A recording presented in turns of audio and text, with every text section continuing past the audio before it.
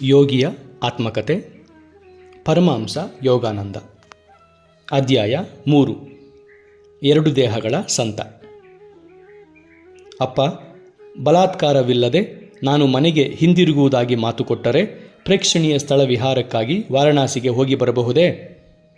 ಪ್ರವಾಸದಲ್ಲಿದ್ದ ನನ್ನ ತೀವ್ರ ಬಯಕೆಗೆ ತಂದೆ ಅಡ್ಡಿ ಬಂದದ್ದು ವಿರಳ. ನಾನಿನ್ನು ಹುಡುಗನಾಗಿದ್ದಾಗಲೇ ಅನೇಕ ನಗರಗಳನ್ನು, ತೀರ್ಥಯಾತ್ರಾ ಸ್ಥಳಗಳನ್ನು ನೋಡಿ ಬರಲು ಅವಕಾಶ ಮಾಡಿಕೊಟ್ಟಿದ್ದರು. ಸಾಧಾರಣವಾಗಿ ಒಬ್ಬರೋ ಅನೇಕರೋ ಸ್ನೇಹಿತರು ನನ್ನ ಜೊತೆಯಲ್ಲಿ ಬರುತ್ತಿದ್ದರು. ತಂದೆಯಿಂದ ದೊರೆಯುತ್ತಿದ್ದ ಮೊದಲ ದರ್ಜೆಯ ಪರವಾನೆಯಿಂದ ನಾವು ಸುಖ ಪ್ರವಾಸ ಮಾಡುತ್ತಿದ್ದೆವು. ರೈಲ್ವೆಯಲ್ಲಿದ್ದ ತಂದೆಯ ಅಧಿಕಾರ ಸ್ಥಾನ ಕುಟುಂಬದಲ್ಲಿದ್ದ ಅಲೆಮಾರಿಗಳಿಗೆ ಪೂರ್ಣ ತೃಪ್ತಿಕರವಾಗಿತ್ತು. ತಂದೆ ನನ್ನ ಬೇಡಿಕೆಯನ್ನು ಅಗತ್ಯವಾಗಿ ಪರಿಗಣಿಸುವುದಾಗಿ ಮಾತು ಕೊಟ್ಟರು. ಮಾರನೆಯ ದಿನ ಅವರು ನನ್ನನ್ನು ಕರೆದು ಬರೇಲಿಯಿಂದ ವಾರಣಾಸಿಗೆ ಹೋಗಿ ಬರುವುದಕ್ಕೆ ಅಗತ್ಯವಾದ ಪರವಾನೆಯನ್ನು, ಹಲವು ರೂಪಾಯಿ ನೋಟುಗಳನ್ನು, 2 ಪತ್ರಗಳನ್ನು ನನ್ನ ಮುಂದೆ ಹಿಡಿದರು. ವಾರಣಾಸಿಯ ನನ್ನ ಮಿತ್ರ ಕೇದಾರನಾಥ್ ಬಾಬುವಿಗೆ ಹೇಳಬೇಕಾದ ವ್ಯವಹಾರದ ವಿಷಯವಿದೆ. ದುರಾದೃಷ್ಟದಿಂದ ನಾನು ಆತನ ವಿಳಾಸವನ್ನು ಕಳೆದು ಬಿಟ್ಟಿದ್ದೇನೆ. ಆದರೆ ನಮ್ಮಿಬ್ಬರಿಗೂ ಸಮಾನ ಸ್ನೇಹಿತರಾದ ಸ್ವಾಮಿ ಪ್ರಣವಾನಂದರ ಮೂಲಕ ಈ ಪತ್ರವನ್ನು ಆತನಿಗೆ ತಲುಪಿಸಬಲ್ಲೆ ಎಂದು ನಂಬಿದ್ದೇನೆ. ನನ್ನ ಸೋದರ ಶಿಷ್ಯರಾದ ಸ್ವಾಮೀಜಿ ಮಹೋನ್ನತ ಆಧ್ಯಾತ್ಮಿಕ ಸ್ತರವನ್ನು ತಲುಪಿದ್ದಾರೆ. ಅವರ ಸಂಪರ್ಕದಿಂದ ನಿನಗೆ ಪ್ರಯೋಜನವಾಗುತ್ತದೆ. ಈ 2ನೇ ಪತ್ರ ನಿನ್ನ ಪರಿಚಯಕ್ಕೆ ಸಹಾಯವಾಗುತ್ತದೆ. ಆದರೆ ಎಚ್ಚರ, ಮನೆಯಿಂದ ಇನ್ನೆಂದಿಗೂ ಓಡಿ ಹೋಗಕೂಡದು ಎಂದು ಅವರು ಮಾತು ಸೇರಿಸಿದಾಗ ತಂದೆಯ ಕಣ್ಣುಗಳು ಮಿನುಗುತ್ತಿದ್ದವು. 12 ವರ್ಷದ ಹುಡುಗನಿಗೆ ಸಹಜವಾದ ಉರುಪಿನಿಂದ ನಾನು ಹೊರಟೆ. ಹೊಸ ದೃಶ್ಯಗಳನ್ನು, ಹೊಸ ಮುಖಗಳನ್ನು ಕಂಡಾಗ ನನಗಾಗುವ ಆನಂದವನ್ನು ಕಾಲವೇನೂ ಕುಗ್ಗಿಸಿಲ್ಲ. ವಾರಣಾಸಿಯನ್ನು ಸೇರಿದ ಕೂಡಲೇ ಸ್ವಾಮಿಗಳ ನಿವಾಸಕ್ಕೆ ಹೊರಟೆ.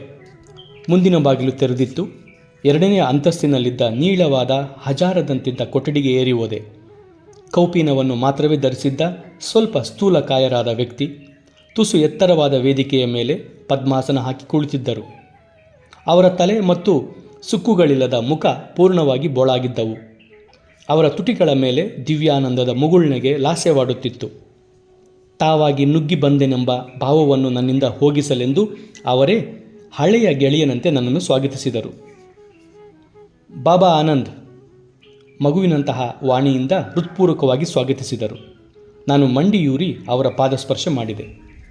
ಸ್ವಾಮಿ, ತಾವು ಪ್ರಣವಾನಂದರೇ? ಅವರು ತಲೆಯಾಡಿಸಿ, ನೀನು ಭಗವತಿ ಮಗನೇ? ನನ್ನ ಜೇಬಿನಿಂದ ತಂದೆಯ ಪತ್ರವನ್ನು ತೆಗೆಯುವುದಕ್ಕೆ ಅವಕಾಶ ದೊರೆಯುವುದಕ್ಕೆ ಮುಂಚೆಯೇ ಅವರ ಮಾತುಗಳು ಹೊರಹೊಮ್ಮಿದವು. ಆಶ್ಚರ್ಯಭರಿತನಾಗಿ ತಂದೆಯ ಪರಿಚಯ ಪತ್ರವನ್ನು ಅವರ ಕೈಗಿತ್ತೆ. ಅದು ಈಗ ಅನಾವಶ್ಯಕವಾಗಿತ್ತು. ಅವಶ್ಯಕವಾಗಿ ಕೇದಾರನಾಥ ಬಾಬುವನ್ನು ಪತ್ತೆ ಮಾಡಿಕೊಡುತ್ತೇನೆ. ತಮ್ಮ ಅತೀಂದ್ರಿಯ ದೃಷ್ಟಿಯಿಂದ ಆ ಸಂತರು ಮತ್ತೆ ನನ್ನನ್ನು ವಿಸ್ಮಯಗೊಳಿಸಿದರು. ಪತ್ರದತ್ತ ದೃಷ್ಟಿ ಹರಿಸಿ ನನ್ನ ತಂದೆಯ ಬಗ್ಗೆ ಕೆಲವು ಆತ್ಮೀಯ ಸಂಗತಿಗಳನ್ನು ನೆನಪು ಮಾಡಿಕೊಂಡರು. ನೋಡು, ನಾನು 2 ನಿವೃತ್ತಿ ವೇತನಗಳನ್ನು ಅನುಭವಿಸುತ್ತಿದ್ದೇನೆ. ಒಂದು ನಿನ್ನ ತಂದೆಯ ಶಿಫಾರಸ್ಸಿನಿಂದ ದೊರೆತದ್ದು.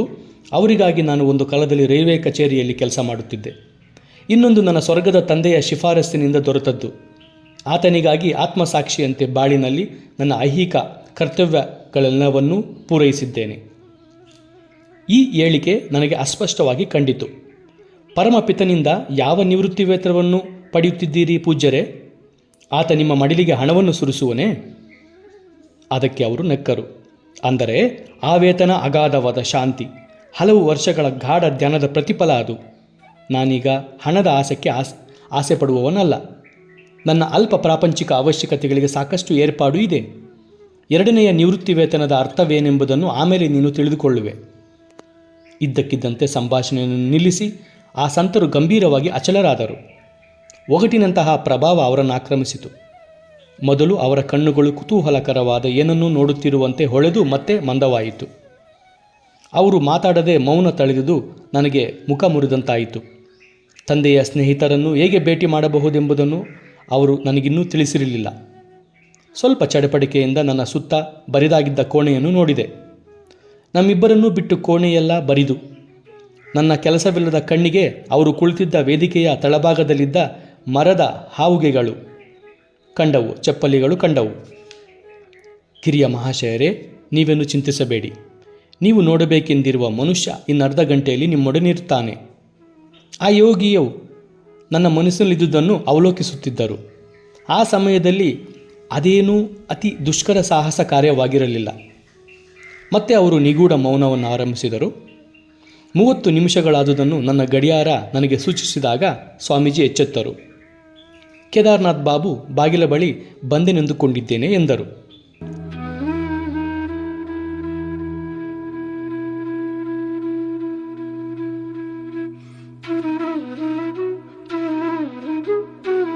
ಯಾರೋ ಮೆಟ್ಟಿಲು ಹತ್ತಿ ಬರುವಂತೆ ಕೇಳಿಸಿತು. ತಟ್ಟನೆ ಅರ್ಥ ಮಾಡಿಕೊಳ್ಳಲಾಗದ ಬೆರಗುಂಟಾಯಿತು. ಗೊಂದಲದಿಂದ ನನ್ನ ಭಾವನೆಗಳು ಧಾವಿಸತೊಡಗಿದವು. ಸಂದೇಶವಾಹಕನ ಸಹಾಯವಿಲ್ಲದೆ ತಂದೆಯ ಸ್ನೇಹಿತನನ್ನು ಇಲ್ಲಿಗೆ ಬರುವಂತೆ ಕರೆಸಲು ಹೇಗೆ ಸಾಧ್ಯ? ನಾನು ಬಂದಾಗಿನಿಂದಲೂ ಸ್ವಾಮೀಜಿ ನನ್ನನ್ನು ಬಿಟ್ಟು ಬೇರೆ ಯಾರೊಡನೆಯೂ ಮಾತನಾಡಿಲ್ಲ. ಯಾವ ಮರ್ಯಾದೆಯನ್ನು ನೋಡದೆ ಕೋಣೆಯನ್ನು ಬಿಟ್ಟು ಹೋಗಿ ಮೆಟ್ಟಿಲುಗಳನ್ನು ಇಳಿದೆ. ಅರ್ಧ ಇಳಿದಿದ್ದಾಗ ಒಬ್ಬ ತೆಳ್ಳನೆಯ ಸಾಧಾರಣ ಎತ್ತರದ ಗೌರವ ವರ್ಣದ ಮನುಷ್ಯನನ್ನು ಭೇಟಿಯಾದೆ. ಆತ ಆತುರದಲ್ಲಿದ್ದಂತೆ ಕಂಡಿತು. ನೀವು ಕೇದಾರ್ನಾಥ್ ಬಾಬುಗಳೇ? ಉದ್ರೇಕ ನನ್ನ ಧ್ವನಿಯ ಬಣ್ಣವೇರಿಸಿತ್ತು.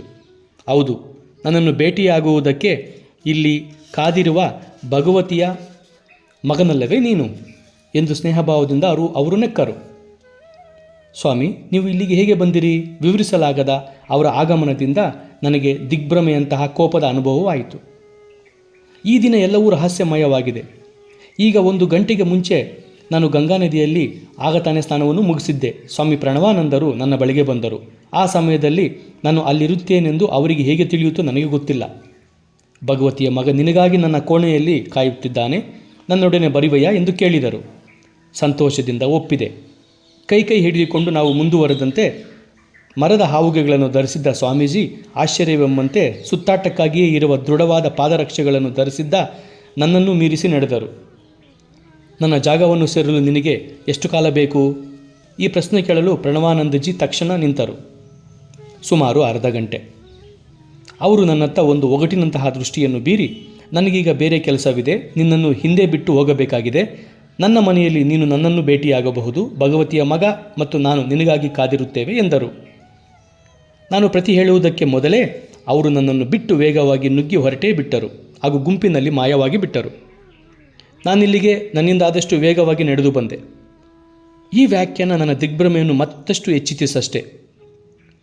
ಸ್ವಾಮೀಜಿಯನ್ನು ಅವರು ಎಷ್ಟು ದಿನಗಳಿಂದ ಬಲ್ಲರು ಎಂದು ವಿಚಾರಿಸಿದೆ. ಹೋದ ವರ್ಷ ಕೆಲವು ಸಲ ನಾವು ಭೇಟಿಯಾಗಿದ್ದೆವು, ಆದರೆ ಈಚೆಗೆ ಭೇಟಿಯಾಗಿಲ್ಲ. ಸ್ನಾನಘಟ್ಟದ ಬಳಿ ಮತ್ತೆ ಈ ದಿನ ಅವರನ್ನು ನೋಡಿದಾಗ ನನಗೆ ಬಹಳ ಸಂತೋಷವಾಯಿತು. ನನ್ನ ಕಿವಿಗಳನ್ನೇ ನಂಬಲಾರೆ. ನನಗೆ ಬುದ್ಧಿಭ್ರಮಣೆಯಾಗಿದೆಯೋ? ನೀನು ಅವರನ್ನು ಕಲ್ಪನೆಯಲ್ಲಿ ಭೇಟಿಯಾಗಿದ್ದೀರೋ ಅಥವಾ ಪ್ರತ್ಯಕ್ಷವಾಗಿ ಅವರನ್ನು ಕಂಡು ಅವರ ಕೈಯನ್ನು ಸ್ಪರ್ಶಿಸಿ ಅವರ ಕಾಲ್ನಡಿಗೆಯ ಶಬ್ದವನ್ನು ಕೇಳಿದಿರೋ? ಅವರು ಕೋಪದಿಂದ ಕೆಂಪೇರಿದರು. ನಿನ್ನ ಉದ್ದೇಶ ಏನೆಂದು ನನಗೆ ಅರ್ಥವಾಗಿಲ್ಲ. ನಾನು ನಿನಗೆ ಸುಳ್ಳು ಹೇಳುತ್ತಿಲ್ಲ. ಈ ಸ್ಥಳದಲ್ಲಿ ನೀನು ನನಗಾಗಿ ಕಾಯುತ್ತಿರುವೆ ಎಂದು ಸ್ವಾಮೀಜಿಯಿಂದ ಮಾತ್ರವೇ ನನಗೆ ತಿಳಿದಿರುವುದಕ್ಕೆ ಸಾಧ್ಯವೆಂದು ನಿನಗೆ ಅರ್ಥವಾಗದೆ? ಯಾಕೆ ಮತ್ತೆ? ಸುಮಾರು 1 ಗಂಟೆಯ ಹಿಂದೆ ನಾನು ಬಂದಾಗಿನಿಂದಲೂ ಆ ಮನುಷ್ಯ ಸ್ವಾಮಿ ಪ್ರಣವಾನಂದರು ಒಂದು ಕ್ಷಣವಾದರೂ ನನ್ನ ಕಣ್ಣಿಂದ ಮರೆಯಾಗಿ ಹೋಗಿಲ್ಲವಲ್ಲ. ಇಡೀ ಕಥೆಯನ್ನು ಒದರಿದೆ. ಸ್ವಾಮೀಜಿಗೂ ನನಗೆ ನಡೆದ ಸಂಭಾಷಣೆಯನ್ನು ಪುನರುಚ್ಚರಿಸಿದೆ. ಆತನ ಕಣ್ಣು ವಿಶಾಲವಾಗಿ ಹರಳಿತು. ನಾವೇನು ಈ ವಾಸ್ತವತಾ ಯುಗದಲ್ಲಿ ಬದುಕಿದ್ದೇವೋ ಅಥವಾ ಕನಸು ಕಾಣುತ್ತಿದ್ದೇವೋ? ನನ್ನ ಜನ್ಮದಲ್ಲಿ ಇಂತಹ ಅದ್ಭುತವನ್ನು ಕಾಣುವೆನೆಂದು ನಿರೀಕ್ಷಿಸಿರಲಿಲ್ಲ. ಈ ಸ್ವಾಮೀಜಿ ಸಾಧಾರಣ ವ್ಯಕ್ತಿ ಎಂದಷ್ಟೇ ತಿಳಿದಿದ್ದೆ. ಈಗ ನೋಡಿದರೆ ಅವರು ಇನ್ನೊಂದು ದೇಹವನ್ನು ಆವಿರ್ಭವಿಸಿಕೊಂಡು ಅದರ ಮೂಲಕ ವ್ಯವಹರಿಸಬಲ್ಲರು. ನಾವಿಬ್ಬರು ಒಟ್ಟಿಗೆ ಆ ಸಂತರ ಕೋಣೆಯನ್ನು ಹೊಕ್ಕೆವು. ಕೇದಾರ್ನಾಥ್ ಬಾಬು ವೇದಿಕೆಯ ತಳದಲ್ಲಿದ್ದ ಹಾವುಗೆಗಳನ್ನು ತೋರಿಸಿ, ನೋಡು, ಘಾಟ್ಗೆ ಬಂದಿದ್ದಾಗ ಆ ಪಾದುಕೆಗಳನ್ನೇ ಅವರು ಧರಿಸಿದ್ದರು. ಈಗ ಹೇಗಿದ್ದಾರೋ ಹಾಗೆಯೇ ಕೇವಲ ಕೌಪೀನಧಾರಿಯಾಗಿದ್ದರು ಎಂದು ಪಿಸುಕುಟ್ಟಿದರು. ಭೇಟಿಗಾಗಿ ಬಂದವರು ನಮಸ್ಕರಿಸಿದಾಗ ಆ ಸಂತ ಪರಿಹಾಸದ ನಗೆಯೊಡನೆ ನನ್ನತ್ತ ತಿರುಗಿದರು. ಇದನ್ನೆಲ್ಲ ನೋಡಿ ಏಕೆ ಬೆರಗುಗೊಳ್ಳುತ್ತೀರಿ? ಈ ಇಂದ್ರಿಯ ಗೋಚರ ವಿಶ್ವದ ಸೂಕ್ಷ್ಮವಾದ ಏಕತೆ ನಿಜವಾದ ಯೋಗಿಗಳಿಗೆ ಗೋಚರವಾಗುವುದಲ್ಲ. ದೂರದ ಕಲ್ಕತ್ತೆಯಲ್ಲಿರುವ ನನ್ನ ಶಿಷ್ಯರನ್ನು ನಾನು ಕ್ಷಣ ಮಾತ್ರದಲ್ಲಿ ಕಾಣುತ್ತೇನೆ, ಮಾತನಾಡುತ್ತೇನೆ. ಅವರು ಅಂತೆಯೇ ಇಚ್ಛಾ ಮಾತ್ರದಿಂದ ಸ್ಥೂಲ ವಸ್ತುಗಳ ಎಲ್ಲ ಅಡ್ಡಿಗಳನ್ನು ಮೀರಬಲ್ಲರು. ಬಹುಶಃ ನನ್ನ ಯುವ ಹೃದಯದಲ್ಲಿ ಆಧ್ಯಾತ್ಮಿಕ ಉತ್ಸಾಹವನ್ನು ಕೆರಳಿಸುವುದಕ್ಕೋಸ್ಕರ ಸ್ವಾಮೀಜಿ ತಮ್ಮ ಸೂಕ್ಷ್ಮ ಶರೀರದ ರೇಡಿಯೋ ಹಾಗೂ ದೂರದರ್ಶನ ಶಕ್ತಿಗಳ ಬಗ್ಗೆ ನನಗೆ ತಿಳಿಸುವ ಅನುಗ್ರಹ ತೋರಿದರು. ಆದರೆ ಉತ್ಸಾಹ ತಳೆಯುವುದಕ್ಕೆ ಬದಲು ನಾನು ಗೌರವ ಮಿಶ್ರಿತ ಭಯವನ್ನು ಅನುಭವಿಸಿದೆ. ನಾನು ಭಗವಂತನ ಅನ್ವೇಷಣೆಯನ್ನು ಒಬ್ಬ ನಿರ್ದಿಷ್ಟ ಗುರುವಿನ ಮೂಲಕವೇ, ಅವರು ಶ್ರೀ ಯುಕ್ತೇಶ್ವರರು, ಅವರನ್ನು ನಾನಿನ್ನೂ ಭೇಟಿಯಾಗಿರಲಿಲ್ಲ.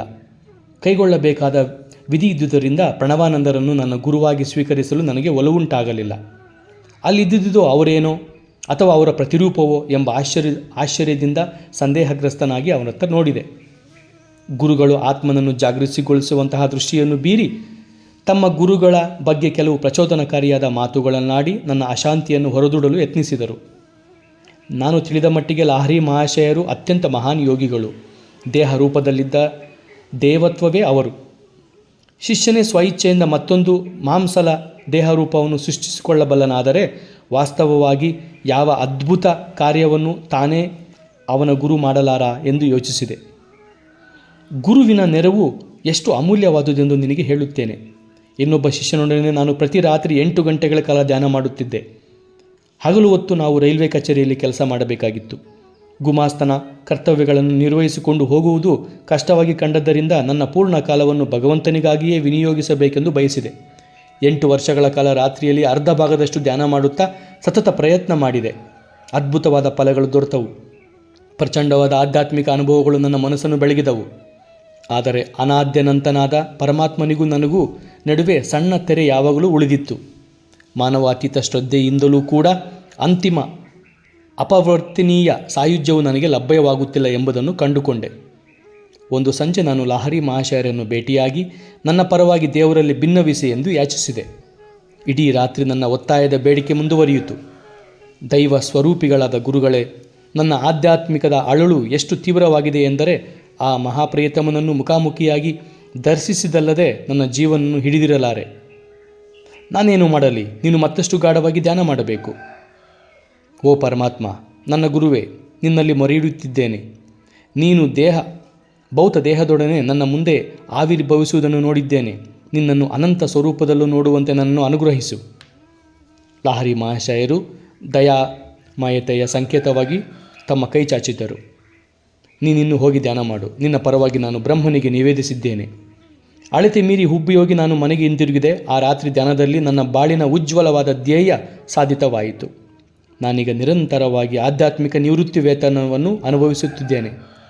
ಆ ದಿನ ಮೊದಲುಗೊಂಡು ಆ ಆನಂದಮಯನಾದ ಸೃಷ್ಟಿಕರ್ತನು ನನ್ನ ಕಣ್ಗಳಿಗೆ ಗೋಚರವಾಗದಂತೆ ಮಾಯಾ ಪರದೆಯ ಹಿಂದೆ ಅಡಗಿಕೊಂಡದ್ದೇ ಇಲ್ಲ. ಪ್ರಣವಾನಂದರ ಮುಖದಲ್ಲಿ ದಿವ್ಯ ಪ್ರಕಾಶ ವ್ಯಾಪಿಸಿತು. ಪರಲೋಕದ ಶಾಂತಿ ನನ್ನ ಹೃದಯವನ್ನು ತುಂಬಿತು. ಎಲ್ಲ ಭಯವೂ ಮಾಯವಾಗಿತ್ತು. ಆ ಸಂತರು ಮತ್ತೊಂದು ಗುಟ್ಟಿನ ಸಂಗತಿಯನ್ನು ಹೇಳಿದರು. ಕೆಲವು ತಿಂಗಳಾದ ಮೇಲೆ ನಾನು ಲಾಹರಿ ಮಹಾಶಯರ ಬಳಿಗೆ ಹಿಂದಿರುಗಿ ಅವರ ಕೊಟ್ಟ ಅನಂತ ಕೊಡುಗೆಯನ್ನು ನಾನು ಅವರಿಗೆ ವಂದಿಸಿದೆ. ಆಗ ಅವರೊಡನೆ ಮತ್ತೊಂದು ವಿಷಯವನ್ನು ಪ್ರಸ್ತಾಪಿಸಿದೆ. ಪೂಜ್ಯ ಗುರುಗಳೇ, ನಾನು ಇನ್ನೆಂದಿಗೂ ಕಚೇರಿಯಲ್ಲಿ ಕೆಲಸ ಮಾಡಲಾರೆ. ದಯವಿಟ್ಟು ನನ್ನನ್ನು ಬಿಡುಗಡೆ ಮಾಡಿ. ಬ್ರಹ್ಮನು ನನ್ನನ್ನು ನಿರಂತರವಾಗಿ ಉನ್ಮತ್ತನಾಗಿ ಮಾಡಿದ್ದಾನೆ. ನಿಮ್ಮ ಕಂಪನಿಯಿಂದ ನಿವೃತ್ತಿ ವೇತನಕ್ಕಾಗಿ ಬರೆದುಕೋ. ನನ್ನ ಉದ್ಯೋಗದ ಇಷ್ಟು ತರುಣದಲ್ಲೇ ನಾನು ಯಾವ ಕಾರಣವನ್ನು ಕೊಡಲಿ? ನಿನಗೆ ಏನನ್ನಿಸುತ್ತದೆಯೋ ಅದನ್ನು ಕೊಡು. ಮಾರನೇ ದಿನ ನಾನೊಂದು ಅರ್ಜಿ ಬರೆದೆ. ನನ್ನ ಅಕಾಲಿಕ ಪ್ರಾರ್ಥನೆಗೆ ವೈದ್ಯರು ಆಧಾರವನ್ನು ಕೇಳಿದರು. ಕೆಲಸ ಮಾಡುವಾಗ ನನ್ನ ಕಶೇರು ರುಜ್ಜುವಿನಲ್ಲಿ ಅಸಹನೀಯವಾದ ಸಂವೇದನೆ ಉದಿಸುತ್ತದೆ. ಅದು ಇಡೀ ಶರೀರವನ್ನು ವ್ಯಾಪಿಸಿ ಕರ್ತವ್ಯ ನಿರ್ವಹಣೆಗೆ ನನ್ನನ್ನು ಅನರ್ಹನನ್ನಾಗಿ ಮಾಡುತ್ತದೆ. ಮುಂದೆ ಏನನ್ನು ಪ್ರಶ್ನಿಸದೆ ಆ ವೈದ್ಯ ನಿವೃತ್ತಿ ವೇತನ ನೀಡಬಹುದೆಂದು ವಿಶೇಷವಾಗಿ ಶಿಫಾರಸು ನೀಡಿದ. ಶೀಘ್ರದಲ್ಲೇ ಅದನ್ನು ನಾನು ಪಡೆದೆ. ಲಾಹರಿ ಮಹಾಶಯರ ದಿವ್ಯ ಇಚ್ಛಾಶಕ್ತಿಯು ವೈದ್ಯರ ಮೂಲಕ ಹಾಗೂ ನಿಮ್ಮ ತಂದೆಯೂ ಸೇರಿದಂತೆ ಇತರ ರೈಲ್ವೆ ಅಧಿಕಾರಿಗಳ ಮೂಲಕ ಪ್ರಭಾವ ಬೀರಿತೆಂದು ನನಗೆ ಗೊತ್ತು. ತಾವಾಗಿ ಅವರೆಲ್ಲರೂ ಮಹಾನ್ ಗುರುವಿನ ಆಧ್ಯಾತ್ಮಿಕ ನಿರ್ದೇಶನವನ್ನು ಪಾಲಿಸಿದರು ಹಾಗೂ ಪ್ರಿಯತಮನೊಂದಿಗೆ ಅವಿಚ್ಛಿನ್ನವಾದ ಸಸಂಸರ್ಗ ಜೀವನಕ್ಕಾಗಿ ನನ್ನನ್ನು ಬಿಡುಗಡೆ ಮಾಡಿದರು. ಈ ಅಸಾಧಾರಣ ಸಂಗತಿಯನ್ನು ಬಯಲು ಮಾಡಿದ ಮೇಲೆ ಸ್ವಾಮಿ ಪ್ರಣವಾನಂದರು ತಮ್ಮ ದೀರ್ಘವಾದ ಮೌನಕ್ಕೆ ಹಿಂದಿರುಗಿದರು. ಭಕ್ತಿ ಪುರಸ್ಸರವಾಗಿ ಅವರ ಪಾದಗಳನ್ನು ಸ್ಪರ್ಶಿಸಿ ನಾನು ಹೊರಟು ನಿಂತಾಗ ಅವರು ತಮ್ಮ ಆಶೀರ್ವಚನವನ್ನು ನುಡಿದರು. ನಿನ್ನ ಬಾಳು ವೈರಾಗ್ಯದ ಹಾಗೂ ಯೋಗದ ಹಾದಿಗೆ ಸೇರಿದ್ದು. ಮುಂದೆ ನಿನ್ನ ತಂದೆಯೊಡನೆ ನಾನು ನಿನ್ನನ್ನು ಮತ್ತೊಮ್ಮೆ ನೋಡುತ್ತೇನೆ. ಹಲವು ವರ್ಷಗಳ ನಂತರ ಈ ಎರಡೂ ಭವಿಷ್ಯಗಳು ನೆರವೇರಿದವು. ಏರುತ್ತಿದ್ದ ಕತ್ತಲೆಯಲ್ಲಿ ಕೇದಾರ್ನಾಥ್ ಬಾಬು ನನ್ನ ಪಕ್ಕದಲ್ಲಿ ನಡೆಯುತ್ತಿದ್ದರು. ತಂದೆಯ ಕಾಗದವನ್ನು ಕೊಟ್ಟೆ. ಆ ನನ್ನ ಒಡನಾಡಿ ಬೀದಿಯ ದೀಪದ ಬೆಳಕಿನಲ್ಲಿ ಅದನ್ನು ಓದಿದರು. ಅವರ ರೈಲ್ವೆ ಕಂಪನಿಯ ಕಲ್ಕತ್ತೆಯ ಕಚೇರಿಯಲ್ಲಿ ಒಂದು ಹುದ್ದೆಯನ್ನು ಸ್ವೀಕರಿಸುವಂತೆ ನಿಮ್ಮ ತಂದೆ ಸಲಹೆ ಕೊಟ್ಟಿದ್ದಾರೆ. ಸ್ವಾಮಿ ಪ್ರಣವಾನಂದರು ಅನುಭೋಗಿಸುತ್ತಿರುವ ನಿವೃತ್ತಿ ವೇತನಗಳಲ್ಲಿ ಕಡೆಯ ಪಕ್ಷ ಒಂದನ್ನಾದರೂ ಪಡೆಯಲಪೇಕ್ಷಿಸುವುದು ಎಷ್ಟು ಚೆನ್ನ. ಆದರೆ ಅದು ಸಾಧ್ಯವೇ ಇಲ್ಲ. ನಾನು ವಾರಣಾಸಿಯನ್ನು ಬಿಡಲಾರೆ. ಅಯ್ಯೋ, ನನಗಿನ್ನೂ 2 ದೇಹಗಳು ಪ್ರಾಪ್ತವಾಗಿಲ್ಲವಲ್ಲ.